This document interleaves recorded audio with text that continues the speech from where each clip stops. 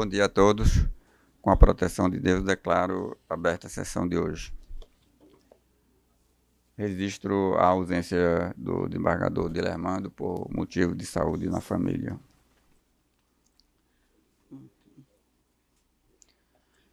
Iniciando nossa sessão de julgamento, processo número 1 da pauta, revisão criminal 080, 96, 27, 89. Erinaldo Graciano de Souza e Ministério Público.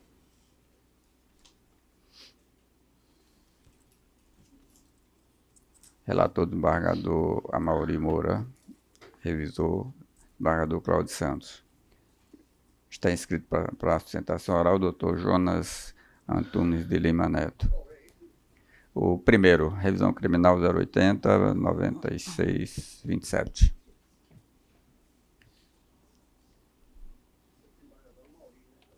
Embargador Amaury. Doutor Jonas pode iniciar, tem a palavra por até 15 minutos.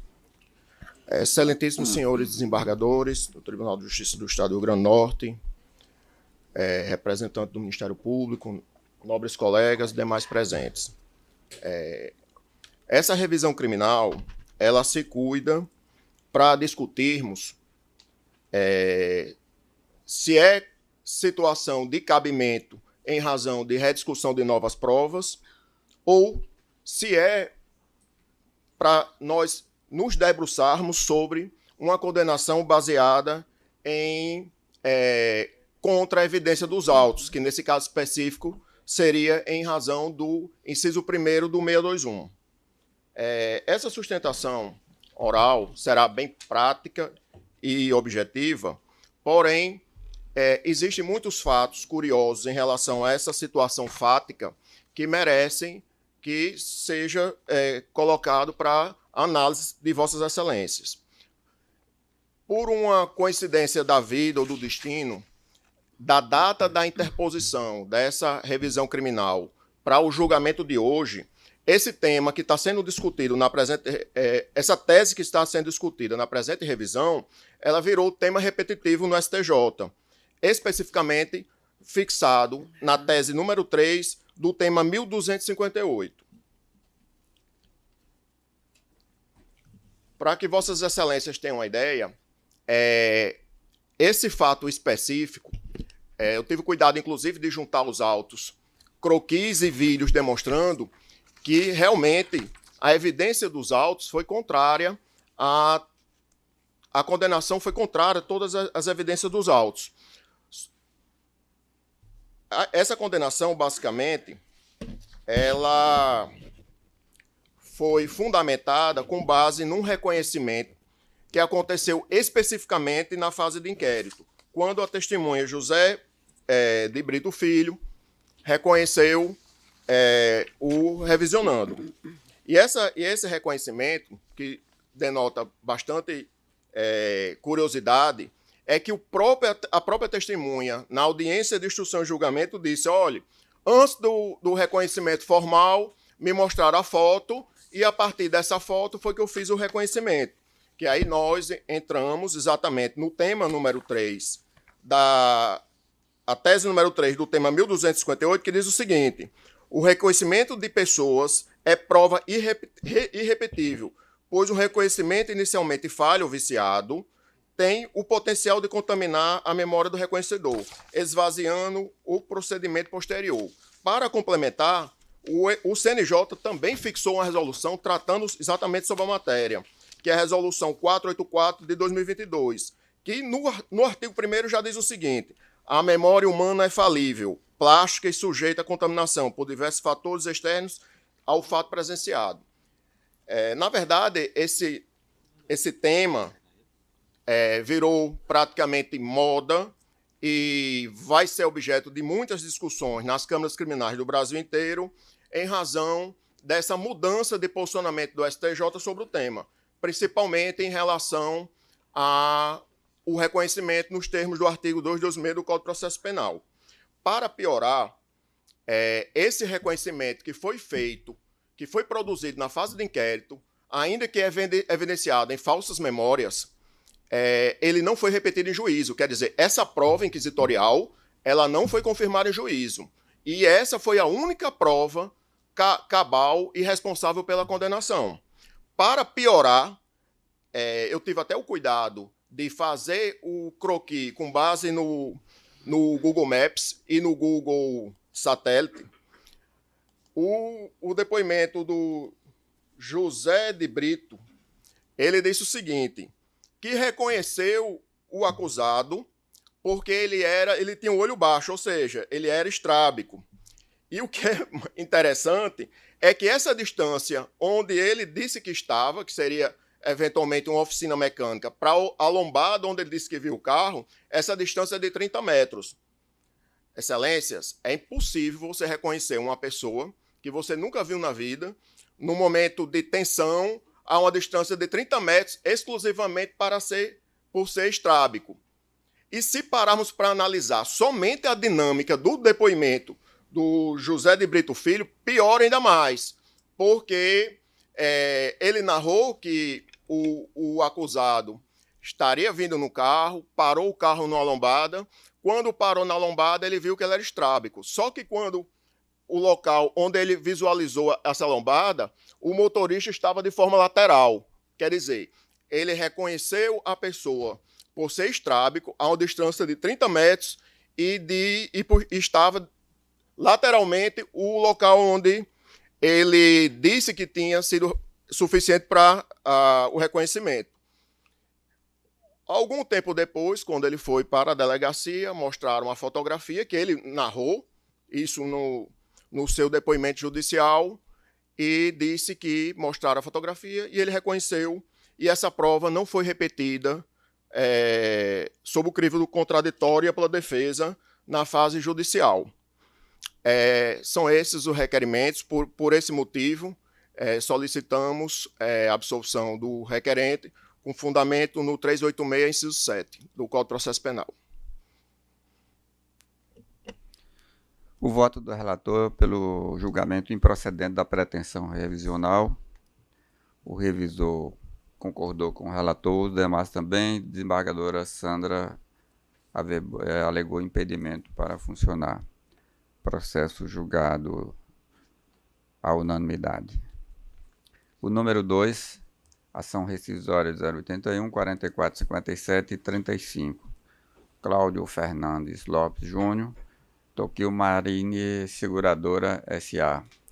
Relator, o desembargador Glauber Rego.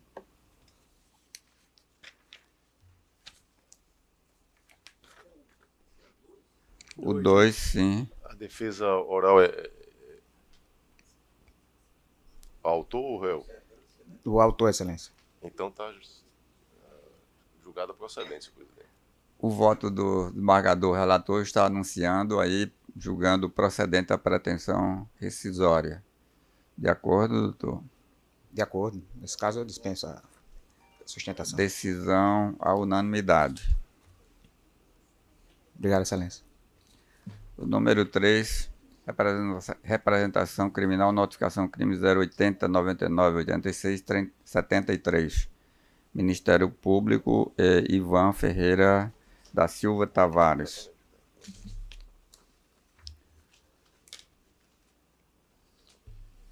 Relator o desembargador Ricardo Procópio. Inscrição para a sustentação, doutor Ricardo Alexandre de Oliveira Pufal. Processo em mesa, presidente.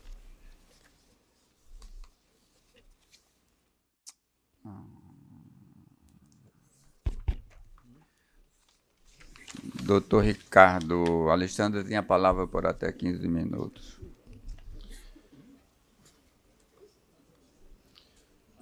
Bom dia, senhor presidente. Bom dia, demais desembargadores e desembargadoras. A douta representante do Ministério Público, os serventuários aqui presentes, os colegas advogados. Essa representação criminal é mais uma que eu venho aqui defender um policial militar e, como é de conhecimento dos senhores e das senhoras, esse tema já foi discutido aqui. Eu vou ser bem sintético na minha defesa e centrá-la em apenas alguns pontos. E hoje temos duas dessas, né, com o mesmo desembargador, Dr. Ricardo. O seu Ivan, policial já reformado, foi, ao longo da sua carreira enquanto policial militar, condenado uma única vez. Essa é a única mancha que ele tem na sua ficha policial, ao longo de uma carreira de quase 30 anos dentro da PM.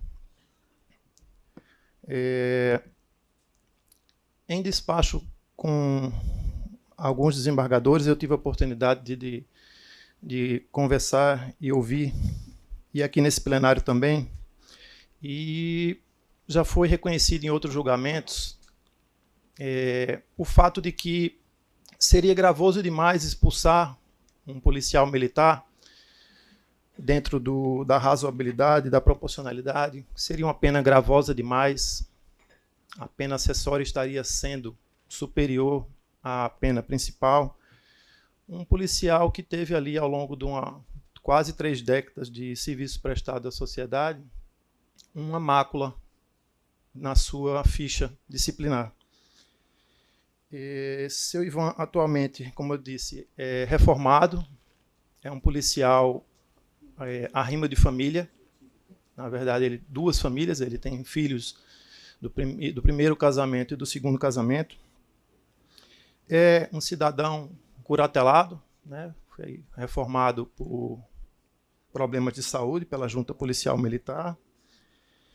E estou aqui hoje para defender a sua manutenção dos quadros da Polícia Militar e, principalmente, a manutenção dos seus proventos, porque esta representação criminal ela não guarda, como bem decidiu esse plenário algumas vezes, ela não tem o condão de se conectar com a esfera previdenciária.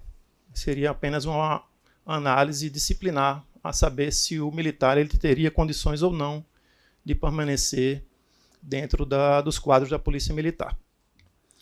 Então, a respeito do caso do seu Ivan, que é o primeiro, são esses os meus posicionamentos e pedidos.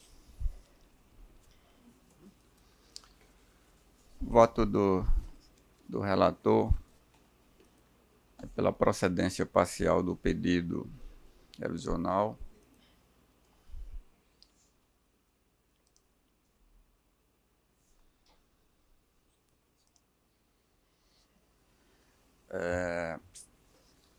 Desembargador Ricardo, posso ler a conclusão de vosso voto? Sim. Ante o exposto, voto por rejeitar a prejudicial de decadência. No mérito, voto pela procedência da representação, declarando a perda da graduação do representado. Os demais julgadores concordam com o voto do relator, julgamento à unanimidade. Número 4. O 3, desembargador. Senhor presidente, eu estava aqui desatento. Só um minuto, por favor. Certo. Embora estou acompanhando o relator, mas a procedência é sem a perda da aposentadoria. Exatamente. Eu queria registrar, acompanhado o bem lançado voto de Vossa Excelência, e quero destacar esse aspecto, inclusive porque, em atenção ao próprio advogado e para o conhecimento público, na esteira dos precedentes desta corte, mas muito bem destacado por Vossa Excelência, quero salientar, desembargador Ricardo. Obrigado. O número 4, representação criminal, notificação criminal 080 97 87 51. Ministério Público e outro de Damião Alves da Cunha. O relator também é o desembargador Ricardo Procópio. Em mesa, presidente. Neste processo, o advogado também é o mesmo. Neste, eu estou orientando meu voto pela improcedência da representação.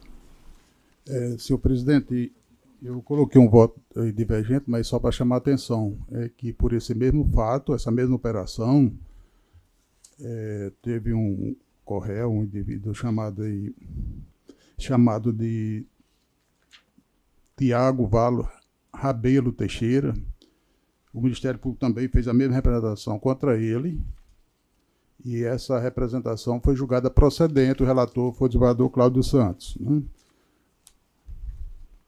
Então, o voto está divergindo, né, do voto anterior do desembargador Cláudio Santos, do que o tribunal já decidiu aqui. Então, eu coloquei o voto assim, só para chamar a atenção Não foi desembargador João dessa Rebouças, divergência, porque para um está jogando de um jeito e para outro de outro. não? Sim. Estou pedindo Na mesma vista do operação. processo, Pronto, tá bom. desembargador Eu Cordélia. quis só chamar a atenção. Não, Vossa Excelência colocou muito bem e eu estou pedindo vista do processo. Exatamente, que me parece que foi da mesma Na operação. mesma operação. não é? Esse foi um dos primeiros, desembargador Cláudio. Depois a corte mudou um pouquinho o entendimento. Vossa Mudou o Excelência tem entendimento. razão. Foi É, os porque primeiros. foi 3 anos, não é? É, Tem um outro de 30 anos que está tudo bem, a gente está... O que me parece é que a relatoria que lembre foi do desembargador João Rebouças, que eu divergi. E o que eu disse lá no voto divergente, e digo aqui, lá eu acho que a primeira divergência quem abriu foi o desembargador Saraiva, é que É possível. se Que fosse essa para sala- ser efeito automático isso. da punição, da condenação criminal, não precisava mandar para o plenário, para o tribunal julgar. O que o artigo 76, parte final da Constituição do Estado diz é que cabendo ao Tribunal de Justiça decidir sobre a perda do posto e da patente dos oficiais. Ou seja, há uma cognição para se decidir pela perda ou não. Porque senão seria um efeito automático da Sim, mas é sentença com condenatória. uma tô aplicação só- autônoma, né? Hein? Aplicação autônoma, Exatamente. processo autônomo. Exatamente. Elementos subjetivos. Nesse primeiro também. processo que acabamos de julgar, eu julguei procedente, meu voto foi pela procedência, porque foram 11 delitos. É diferente. Nesse caso aqui, foi um delito apenas, e o comportamento do policial não recomenda que se aplique, a meu juízo, uma pena tão gravosa, maior do que a principal, que foi a pena criminal. Então, só para fixar, e eu compreendo o zelo que Eu Vossa quis só Excelência chamar a tem pela atenção, o desembargador Cláudio jurisprudência. Santos já pediu visto e vai Pela analisar e jurisprudência. a gente discute aí na próxima sessão. É isso? Doutor Ricardo Alexandre, o voto do relator já foi anunciado que seria favorável ao cliente de Vossa Excelência pela improcedência da pretensão ministerial. Ao pedido de vista, Vossa Excelência quer sustentar, viu o debate aí dos julgadores. Excelência, apenas para complementar e ouvir atentamente todos falando, essa linha do tempo, né, que foi traçada aqui, o desembargador levantou o processo do policial Tiago Rabelo, foi o primeiro julgado aqui na corte e realmente foi procedente pela perda da graduação. Foi lá no começo. Eles foram, acredito que foram 8 ou 10 policiais nessa operação. Eu tive a responsabilidade de atender praticamente todos lá eu era advogado da Associação de Cabos e Soldados da Polícia Militar e à época eu atendi 90% deles pela associação. De lá para cá saí da associação, estou advogando particular e alguns ficaram comigo. Mas eu continuei acompanhando os julgamentos, obviamente, para ver o posicionamento do plenário, que sentido estava encaminhando. E de Rabelo realmente foi pela procedência, pela perda da graduação, mas, como Vossas Excelências bem falaram, houve uma progressão no entendimento, no aprofundamento das questões. Eu me lembro aqui de numa sessão que eu estava presente, o desembargador Cláudio chamou atenção para isso, disse, olha, se dirigindo aos senhores e às senhoras, nós precisamos ouvir a defesa antes de se trazer a plenário, precisamos esmiuçar melhor o processo, e foi isso que foi muito bem feito pelos senhores e pelas senhoras aqui. Tanto é que os processos seguintes, as representações foram julgadas improcedentes, né? A exceção dessa de hoje, o doutor Ricardo julgou procedente por um motivo muito claro, né? É um policial que teve uma condenação por 11 crimes, muito mais gravosa, diferentemente de Damião, esse processo número 4, né? Ele teve uma condenação apenas ao longo de quase 18 anos de carreira, foi condenado ali por corrupção passiva a uma pena mínima e só foi identificado na operação, enfim, apenas vou citar aqui, mas não cabe essa discussão, por uma escuta telefônica feita numa viatura, né? Viatura essa que nós já discutimos aqui também em outras oportunidades, que foram 2 viaturas, né, investigadas, a 924 e a 926.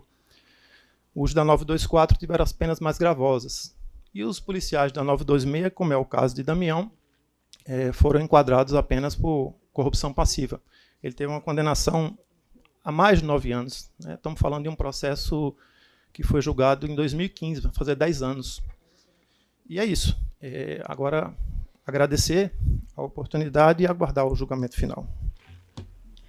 Presidente, se me Doutor permite, eu vou fazer só mais um acréscimo, porque o debate foi instalado e houve sustentação, e eu sou o relator deste processo.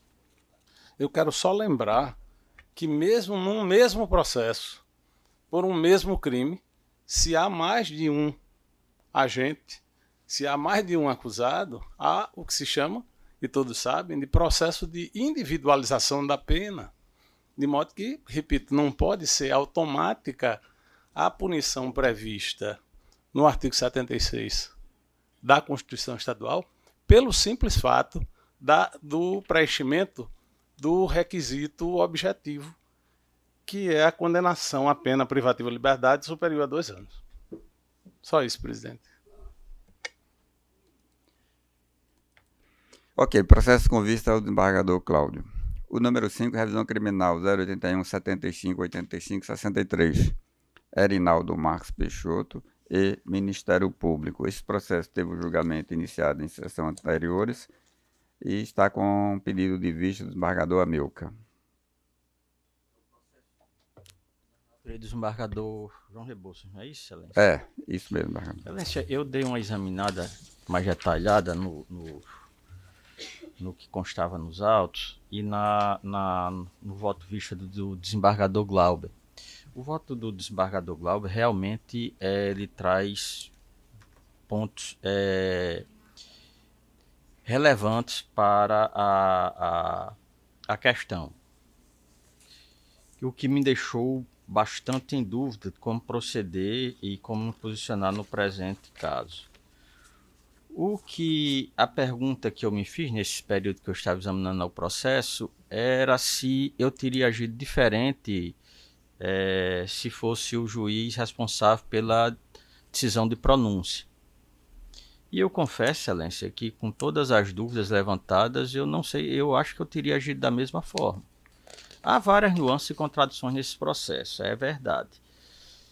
Nós tivemos um recurso em sentido estrito do outro réu que a Câmara Criminal rejeitou à unanimidade. E tivemos também uma apelação criminal que a Câmara também se pronunciou à unanimidade e também julgou improcedente. Um dos réus que nesse processo, ele foi absolvido no Tribunal do Júri, foi pronunciado e foi absolvido. Esse que o revisando, ele foi submetido a júri e foi condenado. Há podemos dizer até que situações que levam a decisões que a princípio possam parecer contraditórias, apesar de serem agentes diferentes. A nossa instituição de júri ela recebe várias críticas. Entretanto, e não obstante reconhecendo as possíveis falhas, é uma previsão constitucional que em crimes de morte, quem julga, o júri responsável, é um tribunal formado por cidadãos, com forma de que o indivíduo seja julgado os seus semelhantes, analisando toda a circunstância e apreço. E assim, Excelência, mesmo vendo que há digamos assim, vários fatores que possam levar dúvidas quanto à justiça da decisão final, o que ocorre é que, no que se faz agora na revisão, é voltar no caso, a reformar a sentença de pronúncia inicialmente prolatada. E eu confesso que nessa situação eu tenho uma certa dificuldade, mesmo reconhecendo que houve uma evolução jurisprudencial nas cortes superiores a respeito de como deve ser tratada a sentença de pronúncia. Mas aqui eu lembro que modificação jurisprudencial a posteriori não pode ser utilizado como razão para acolher revisão criminal. Não é uma modificação legal, mas é uma alteração no entendimento jurisprudencial. E como disse, a pergunta básica que eu fiz é se eu agiria diferente do que fez o juiz quando pronunciou. E eu acho que eu não agiria diferente, com o que constava à época. E mesmo reconhecendo que realmente tem bastante relevância o voto do desembargador Glauber, o que ele trouxe, na presente situação, em sede de revisão criminal, e as colocações do desembargador João Rebouças, eu pedi na máxima vênia a divergência, e aqueles que acompanharam, eu vou acompanhar o relator, senhor presidente.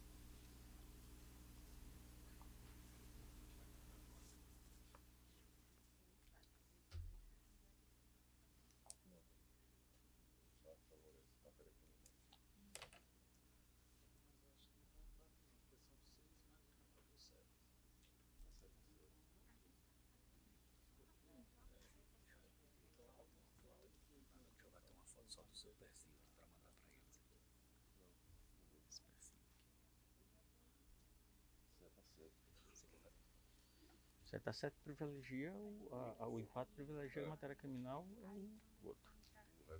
O revisionado.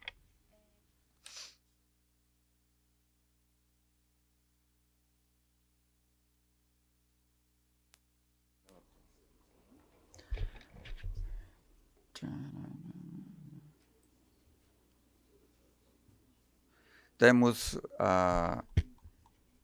alguém mais quer debater? Temos a seguinte situação: 7 votos pela procedência e 7 votos pela improcedência da pretensão revisional.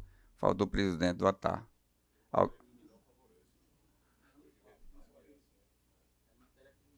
Matéria criminal, tá certo, lembrado, muito bem. Então,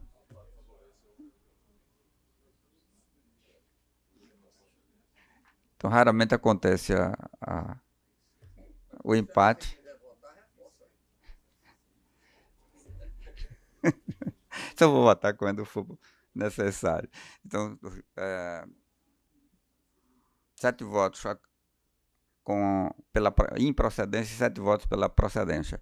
Votação empatada, decisão favorável ao revisionando, julgamento procedente nesses termos.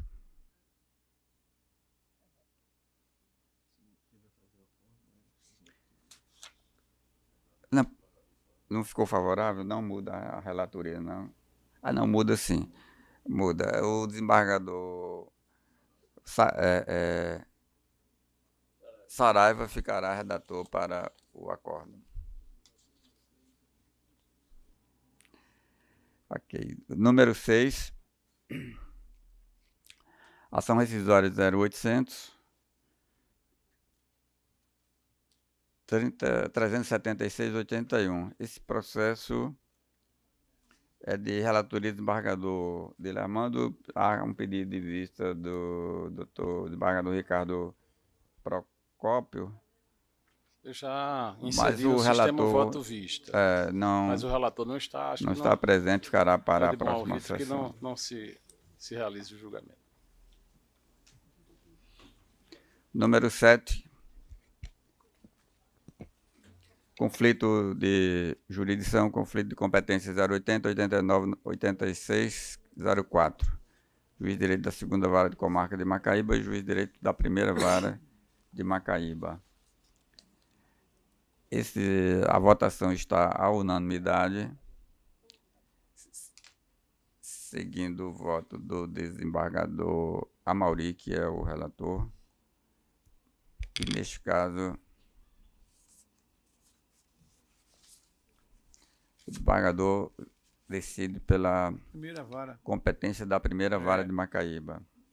Então, dentro esses processos deram debate nas últimas sessões. E eu estou aderindo aí à divergência e caminhando no sentido de reconhecer o competente juiz da 1ª Vara da Comarca de Macaíba. E nos demais o tema é o mesmo, e aí o voto também é o mesmo. Então, depois, interessante, muito importante esse julgamento, porque definiu a competência de todas essas Perfeito. questões que estavam Porque pendentes, é. e lá a comarca, sem saber como Exatamente, dar né? andamento aos processos, É. aguardando essa posição do tribunal. Então, todos os demais processos referem-se a conflito de competência dessas duas unidades jurisdicionais, e agora resolvidas todas à unanimidade. Firmamos, então, o entendimento do tribunal com relação a essa matéria.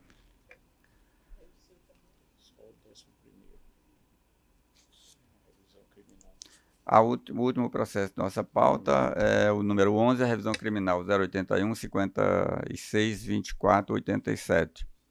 Abidael Dantas de Melo e Ministério Público, relator do embargador Vivaldo Pinheiro. O destaque do desembargador Amilcar para a sessão presencial. Não há pedido de sustentação oral. Algumas observações a fazer, Excelência. Não sei se o que temos aqui é uma revisão criminal na qual o relator, se não me falha a memória, porque eu não trouxe nada anotado, não trouxe voto escrito, mas apenas o desembargador Vivaldo, ele está entendendo pela a procedência da revisão com a aplicação do princípio idúbio pro réu, tendo em vista haver uma certa contrariedade nas provas que foram acochadas aos autos. Tendo em vista que, apesar de testemunhas relatarem e indicarem o revisionado como autor do crime de latrocínio, haveria informações de que o mesmo à época estava custodiado. Examinando e ao final também o nobre relator ele entende ser o caso de indenização civil nos termos do artigo 630 do Código de Processo Penal, reconhecendo o erro judiciário passível de ser indenizado. E é principalmente sobre esse erro judiciário que daria direito à indenização. O que é que temos aqui nos autos? Inclusive que se diga que a integralidade do processo não foi juntada. Geralmente isso acontece em revisão criminal. As partes juntam o que mais interessa. O fato não é recente, o fato é de 2011. Nesse caso, o acusado, à época, Abidael Dantas de Melo, estaria custodiado na penitenciária João Chaves e não na penitenciária de Alcaçuz. E também tem um fator interessante que ele também tinha um irmão que chamava-se Adoniel, tem um irmão que chama-se Adoniel, que também à época estava custodiado, ou deveria estar em regime fechado, também no mesmo estabelecimento prisional. A juíza sentenciante não desconheceu o fato de que havia informação da possibilidade do Abidael estar recolhido à prisão no dia em que ocorreu o crime de latrocínio. É bom que se diga que essa informação chegou ao juiz responsável, o qual teve que solicitar em várias oportunidades informações à direção do presídio para que esclarecesse se ele estava ou não custodiado na época do fato. E isso teve que ser reiterado em mais de uma oportunidade, porque a informação não chegava. Concomitantemente a esse fato, o CNJ, à época, esteve aqui no estado e também fez inspeção no sistema prisional, isso consta nos autos, informando e constatou que não havia sequer nenhum controle sobre a presença dos presos dentro do estabelecimento do estabelecimento João Chaves. Acho que algumas pessoas se lembram que foi noticiado em mais de uma oportunidade de pessoas que deveriam estar presas saírem cometerem crimes naquela época. Hoje há um controle mais rígido, inclusive informatizado, da presença dos presos dentro dos estabelecimentos prisionais. O que me chamou a atenção, e eu trago aqui aos colegas para discutirem, porque não houve nenhuma questão de pedido de sustentação oral, é que eu fiquei imaginando como é que a juíza, ela tendo base nessa informação, ela acabou por condenar o réu à época por um crime tão grave. E ela sopesou tudo que constava nos autos e principalmente o depoimento das vítimas. E aí eu trago uma das vítimas que foi ouvida em juízo.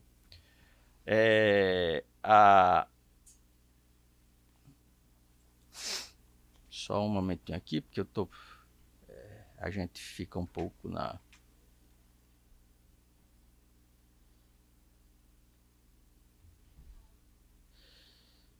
A parte depois do testemunho Rafael Silva Pires.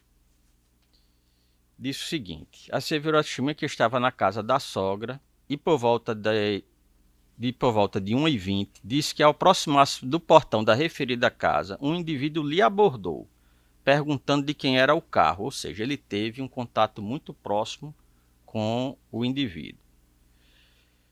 Perguntando quem era o carro ali estacionado, no momento em que assumiu a propriedade. Mencionou que o acusado sacou uma arma de fogo, dizendo que ele tratava-se de um assalto, exigindo a chave do carro. Afirmou ainda que o acusado viu quando Wilton pegou a arma e passou a disparar. Referiu que nesse momento conseguiu ir para dentro da casa, onde ouviu a troca de tiros entre o acusado e a vítima. Disse reconhecer sem dúvidas o acusado presente em audiência como atirador. Afirmou ao final que o acusado só levou a chave do carro e que esta foi encontrada na padaria próximo à sua residência. Nós não estamos falando em um depoimento de uma testemunha por ouvir dizer ou de reconhecimento. Ela disse que teve contato próximo com o acusado e o reconheceu, inclusive em audiência. O juiz solicitou várias oportunidades a informação sobre o tempo em que realmente o acusado estava preso. A informação chegou dizendo que ele, ao tempo, estava preso. E, concomitante com a época, o CNJ veio aqui, fez a inspeção e disse que o estabelecimento não tinha controle dessa presença. Eu não vou me deter a respeito do que, se está certo o que a juíza decidiu, se está certo o que nós, digamos assim, entenderíamos hoje como reconhecer o princípio indúbio pro réu e absolvê-lo com base em informações processuais contraditórias. E assim iríamos caminhar pela absolvição do acusado, do réu, na presente situação. Mas o que me chama a atenção é essa necessidade, o reconhecimento da obrigação de indenizar. Porque nós não estamos aqui em nenhum momento dizendo que o tal indivíduo ele não tenha praticado o delito. Ou que a prova que foi utilizada para condená-lo foi interpretada de forma errônea. O que nós estamos a nos posicionar aqui é dizer, olha, a prova ela leva a dúvidas e na dúvida vamos absolvê-lo. E essa situação de absolvição com base em dúvida leva à obrigação do Estado denunciar. Quer dizer, veja o que está acontecendo. Nós estamos punindo a sociedade duplamente. A primeira, porque não estamos fornecendo a justiça por uma falha no Estado. Se aconteceu, se ele realmente foi o responsável, porque devia estar preso e não está. Não estava à época. A segunda, porque a prova não foi certa, não foi bem analisada. E depois, quando analisamos toda essa situação, nós ainda estamos dizendo que o Estado tem a obrigação de indenizar um indivíduo quando ele não foi afirmado que ele não foi o responsável pelo o fato criminoso. Ou seja, estamos reconhecendo que há dúvida nessa situação. E é essa a questão que eu gostaria de trazer a debate, porque se caminharmos para a absolvição com base no princípio indúbio pro réu, quer dizer que mesmo nessa situação do indúbio pro réu, o indivíduo vai ter direito a essa indenização? A jurisprudência é bem rasteira nesse assunto. O que eu encontrei de mais recente foi o Tribunal de Justiça da Paraíba, no qual ele reconheceu que não há obrigação do Estado indenizar o indivíduo quando ele é absolvido com base no princípio da prova duvidosa. E aqui, senhor presidente, eu tenho duas situações. Primeiro, se realmente a prova que consta nos autos ela é duvidosa para atribuir a condenação, e segundo, se realmente há esse direito à indenização com base nisso. E minha posição, nesse caso, com relação ao primeiro ponto, é que eu manteria a decisão da juíza. Ela foi muito bem fundamentada. Esse é o primeiro fato. Mas o segundo fato é que eu acho que não há direito à indenização, mesmo sendo julgada procedente a revisão criminal. Senhor presidente, inicialmente eu não questiono a dúvida, para mim há certeza. Infelizmente, eu vou corrigir aqui, há uma mal colocação, quem disse que na hipótese em que há dúvida remanescente, não há dúvida, há certeza de que ele não cometeu o crime. E por quê? Porque há uma certidão, há um ofício do diretor do Complexo Penal dizendo que o Abidael Dantas estava preso nesse período, de 12 de janeiro de 2011 a 20 de dezembro de 2011. O próprio parecer ministerial, da lavra aqui da doutora Naide Maria Pinheiro, é pela admissibilidade e procedência do pedido revisional. E por quê? Porque em determinado trecho aqui ela diz: o revisionando estava detido em regime fechado no Complexo Penal do Dr. João Chaves, situado no bairro tal. Entre os dias 12, como eu já disse, de janeiro de 2011 e 20 de novembro. Né? E mais adiante, ela cita aqui precedentes e tal. Bom,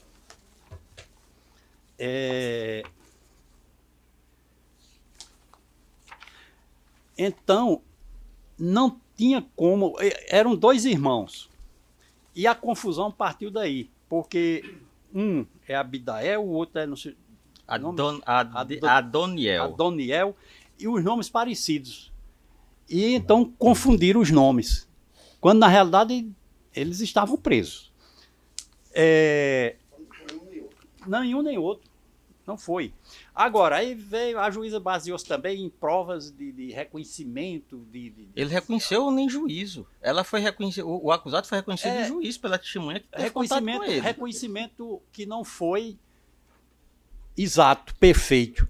Por quê? Porque, inclusive, o Ministério Público diz isso aqui. A declaração do diretor do complexo dizendo que eles estavam presos. Então, há documentos de pessoas que têm fé aqui, fé pública, e não se pode então desprezar esse documento e basear-se em um reconhecimento, sabe Deus como foi. A questão da indenização, então, ele não cometeu o crime. Quanto à questão da indenização, nós já julgamos aqui. Inclusive tem da minha própria relatoria, reconhecendo se houve condenação indevida, faz jus o preso condenado, preso injustamente, faz jus à indenização. E pronto, está aqui. Inclusive, é uma decisão da minha relatoria de 2018, onde eu transcrevo, inclusive, lição de Júlio Fabrini, Mirabete, reconhecendo o direito a essa indenização, e decisão do Tribunal de Justiça do Distrito Federal também reconhecendo essa indenização. Então, em síntese, sem querer me prolongar, este relator entende que realmente ele não cometeu esse crime. E aí, encerrando, ele diz, se dúvida houvesse, é muito mais grave condenar-se um inocente do que absolver-se um culpado. Senhor presidente, eu me baseei no que constava no voto do relator quando examinei. Ele falava sobre o princípio indúbio pro réu. Não, então, eu falo aqui no final, mas foi um equívoco. Aí eu eu digo apenas o seguinte, ó, em hipótese em que a dúvida remanescente quanto à real possibilidade de revisionando ter praticado o delito, impõe-se a necessidade. Mas no conteúdo do voto, eu deixo bem claro isso. Mas é porque constava, desembargador Vivaldo, na própria emenda de Vossa Excelência, no cabeçalho da emenda, a questão da aplicação do princípio indúbio pro réu. E só para constar, o fato ocorreu do acidente, como consta na denúncia, Rua Rio das Pedras, bairro Lagoa Azul, Zona Norte, coincidentemente. Desembargador Cláudio. O desembargador Vivaldo trouxe aí doutrina de Mirabete, mas eu pensei que Vossa Excelência ia trazer de Magalhães Noronha, do nosso tempo da universidade. Mas de qualquer maneira se aproveita também, né? Faz tempo, viu? Faz tempo. Mas, senhor presidente, eu vou acompanhar o relator, porque nós estamos absolvendo o réu e se trata, evidentemente, de responsabilidade civil do Estado, como está na Constituição. Houve dano e a responsabilidade é objetiva. Entrar sem dúvida seria apurar a subjetividade de uma situação, e aí não há como nesses casos. Então, estou acompanhando o relator. Acho que a dúvida do desembargador Amilcar é procedente e face do que estava escrito antes, né? Ele agora está retificando e apenas para justificar esse aspecto, aplicar na responsabilidade civil objetiva do Estado.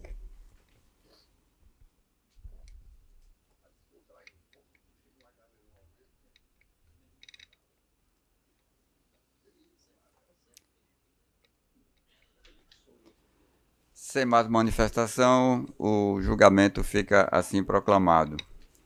Por maioria, o relator vota pelo provimento da revisão, pedido revisional, acompanhado pelo revisor e com a divergência apenas do voto do desembargador Amilcar.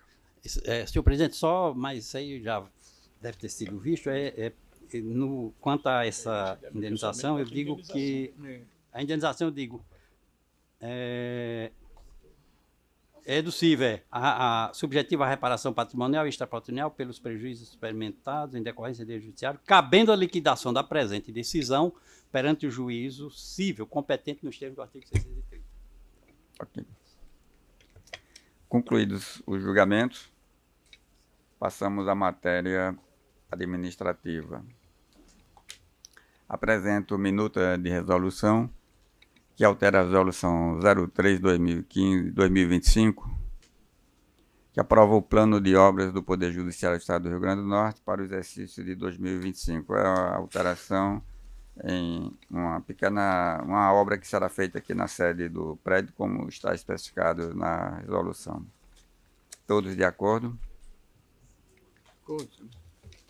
Segunda minuta de resolução, atualiza o valor do auxílio alimentação a ser pago ao Poder Judiciário do Rio Grande do Norte.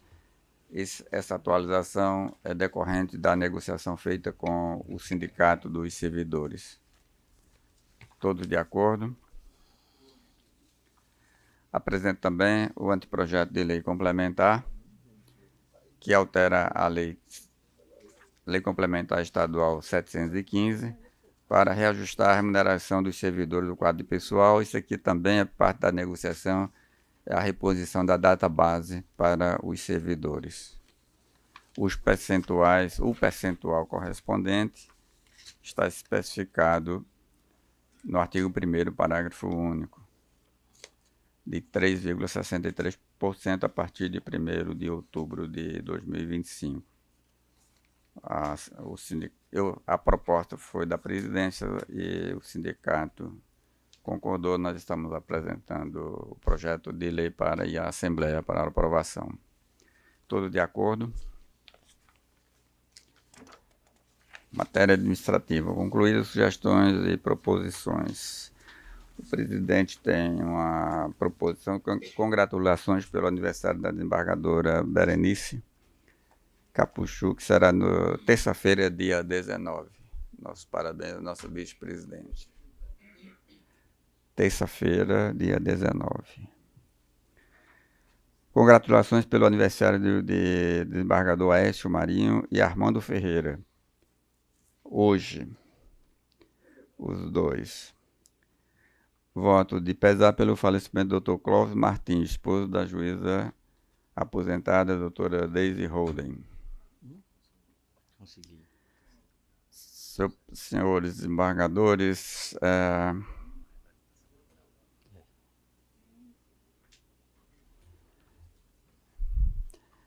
trago aqui uma comunicação interessante.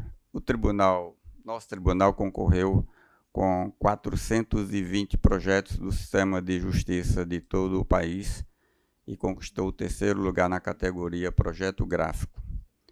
O prêmio foi concedido em São Luís do Maranhão no dia 8 de agosto, no Prêmio Nacional de Comunicação e Justiça. A 9ª vez consecutiva que o TJ conquista um prêmio neste evento, que é o mais prestigiado em nossa categoria no Brasil. O projeto premiado foi a identidade visual do TJ. Estou fazendo a notificação e propondo um voto de louvor à nossa secretária de comunicação, que é responsável, doutora Andréa Ramos, está ali presente, e ontem me apresentou o certificado da premiação. O trabalho dela é reconhecido no âmbito nacional. Parabéns, doutora Andréa. E parece-me que ela é veterana no assunto, porque toda vez que vai, ganha um prêmio. Este ficou em 3º lugar, mas parece que ela ficou com vontade de no próximo ser o 1º lugar. Chega lá. Comunico também que amanhã receberemos a visita do arcebispo de Natal, Dom Jaime dos Santos Cardoso, às 9 horas. Dom Jaime não, desculpa, eu sempre troco o João, não sei porquê, Dom João dos Santos Cardoso, às 9 horas. Os desembargadores que quiserem participar da recepção ao arcebispo poderão comparecer à presidência neste horário. É só uma visita que ele está fazendo aqui, depois irá aos outros tribunais, região de trabalho, Justiça Federal, visita protocolar da Arquidiocese. Não tenho mais sugestões e indicações, desembargador Amauri. Senhor presidente, apenas me acostar às proposições da feitas por Vossa Excelência e, em particular, me congratular com a doutora Andréa, parabenizo pelo reconhecimento da sua competência e na certeza de que em breve ela chegará ao 1º lugar, sem dúvida nenhuma. Somente, senhor presidente. Desembargador Cláudio. O presidente, cumprimentando a desembargadora Berenice pelo seu aniversário e desejando vida longa com saúde. Mais ainda, se Deus quiser. Também cumprimentar a doutora Andréa Ramos, da comunicação, sempre muito atenciosa e com a competência já demonstrada ao longo desse tempo que está aqui conosco no Tribunal de Justiça. Também desejo informar Vossa Excelência para efeito de distribuição e de comparecimento às sessões que no dia 25 a 30 do presente mês de agosto eu estarei ausente para revisão médica fora do estado, mas gostaria de informar para efeito de distribuição de processo e comparecimento às sessões da Câmara e do Pleno. E não tenho mais nenhuma outra proposição a fazer. Desembargador Rebouças. Presidente, eu quero apresentar meus parabéns à desembargadora Berenice. Que Deus continue iluminando Sua Excelência com muita saúde e muita paz. E parabenizar a nossa secretária Andréa, que é muito competente e tem demonstrado isso ao longo desses anos que está aqui no tribunal. Só, presidente. Desembargador Vivaldo. Também, senhor presidente, parabenizar nossa colega, desembargadora Berenice, desejar muita felicidade, muitos anos de vida, e também a nossa secretária Andréa. Desembargador Saraiva. Presidente, eu somente me somo às proposições feitas. Desembargador Amilcar. Excelência, me somar ao que já foi proposto por Vossa Excelência, em especial os parabéns à nossa colega desembargadora Berenice. Fico muito feliz com essa premiação recebida pelo nosso tribunal, através da doutora Andréa, na categoria de projeto gráfico, lá durante o 19º Combrascom. Lembrando apenas aos colegas que foi um projeto que foi aprovado ainda o ano passado, quando nós implementamos a ideia de mudar essa identidade visual do tribunal. Procuramos a doutora Andréa e ela realmente trabalhou no projeto. Demorou um bocado para chegarmos a uma coisa que agradasse, mas trouxemos aqui, foi aprovado e graças a Deus realmente imaginamos que seria válido. Tanto é que hoje fomos premiados. E fico muito feliz com essa situação.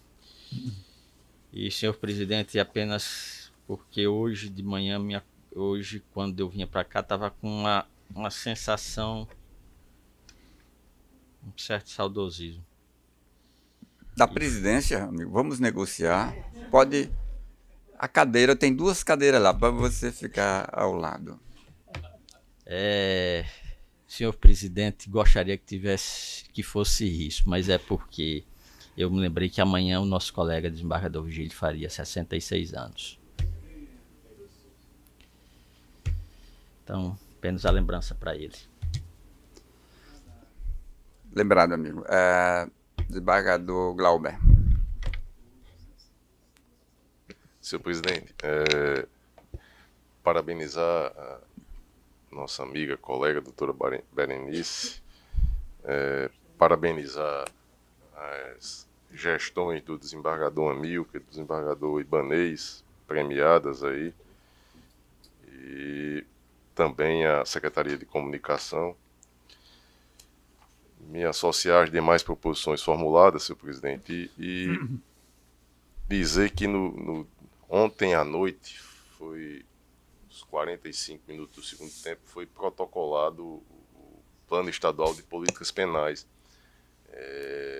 que tinha aí a cogestão do Tribunal de Justiça e do Poder Executivo, né, nessa elaboração que o GMF aqui do Tribunal teve junto com a CEAP aí, nesses últimos 6 meses,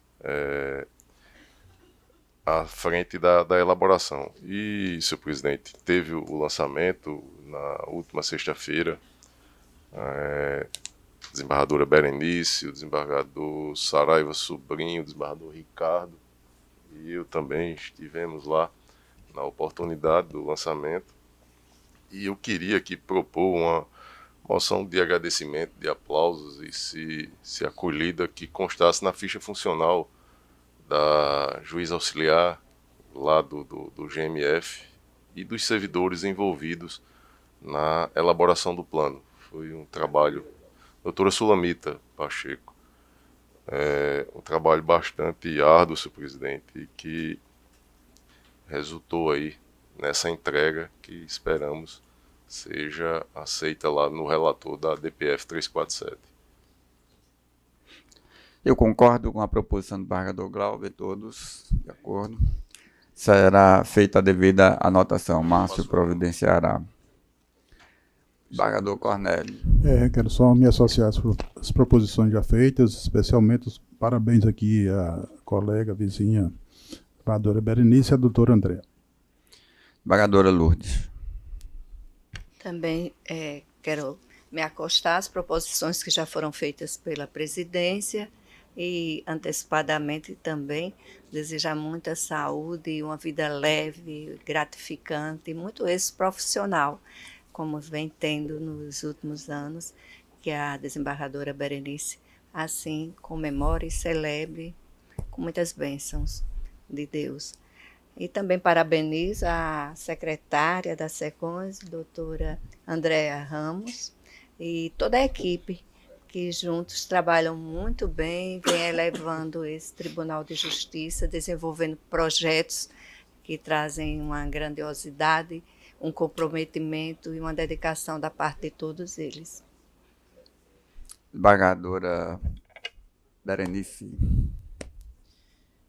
Inicialmente, eu quero também parabenizar a Andréa, nossa secretária de comunicação, e o pessoal que com ela trabalhou, não é? Porque a gente não trabalha só, sempre tem os seus colaboradores. E o terceiro lugar, eu acho já um destaque tão importante que já é um destaque que já eleva o nível do nosso trabalho, quer dizer, do trabalho do nosso pessoal. E quanto aos parabéns de meu aniversário, eu quero também agradecer e dizer que eu não estou mais velha, eu estou mais sabida. É bom a gente pensar assim porque não pesa. A cabeça da gente não envelhece, né? De forma alguma. A minha é nova, 18 anos, mas com a sabedoria do tempo, graças a Deus. Com tendência de 17. Por aí. Não houve, assim, um retrocesso total, não. Só a cabeça que é nova. Então, e da minha felicidade de estar aqui com vocês, compartilhar, trabalhar e também brincar, porque a vida é uma vida cheia de desafios e a gente tem que levar isso com leveza e com agradecimento ainda por estarmos vivas e participar desse mundo, que é uma coisa muito importante, nós estarmos aqui e poder fazer alguma coisa para melhorar o mundo. Então, acho que é somente isso que eu posso no momento dizer. Muito obrigada. Desembargador Ricardo. Senhor presidente, também quero me associar às proposições já feitas por Vossa Excelência, com destaque bem acentuado para os cumprimentos, a homenagem bem realçada de parabéns para a nossa queridíssima colega e amiga desembargadora Berenice, e também cumprimentando com muita alegria a Secretaria de Comunicação, na pessoa da doutora Andréa, pela atuação premiada de sempre. Sem mais, presidente. Desembargadora Sandra. Eu também, Excelência, me associo a todas as proposições feitas, cumprimento a Secretaria de Comunicação, na pessoa também da nossa querida Andréa, e desejo à queridíssima amiga, desembargadora Berenice, muita saúde, muitos anos de vida e muita felicidade, alegrias. Desembargador Luiz Alberto. Senhor presidente, me integro a todas as ponderações aqui apresentadas e nada mais tenho a acrescentar.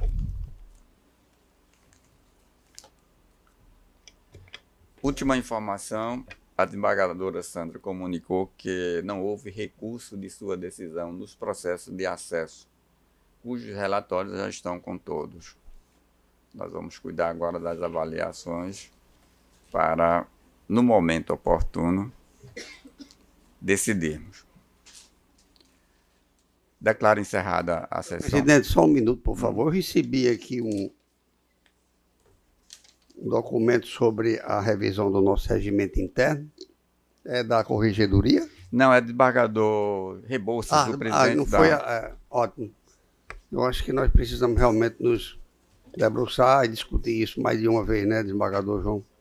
Andei vendo aqui os pontos, só para registrar que recebi e oportunamente a gente tem que marcar alguma coisa para conversar. Até o dia 30, o desembargador Rebouças receberá as sugestões de alterações. Até o dia 30 de agosto. Aquela sugestão que foi assinada por todos, né? Não é? Não sei se não está contemplada no projeto, não é?